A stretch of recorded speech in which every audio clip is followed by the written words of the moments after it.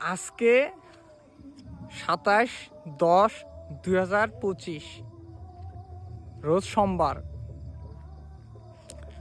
আজকে আমার এই লাস্ট 1.5 মাস ট্রেডিং লাইফে একবারে জিরো করে দিছে, একবারেই জিরো।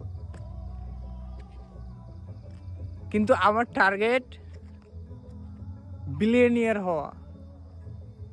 আমাকে বিলিয়নিয়ার হতে কে আটকায় আমাকে? কিন্তু আজকে আমাকে জিরো করে দিছে। আমি আজকে ওয়াদা করতেছি যে আমাকে কেউ আটকাতে পারবে না, ইনশাআল্লাহ। কেউ না, আমি বিলিয়নিয়ার হবই।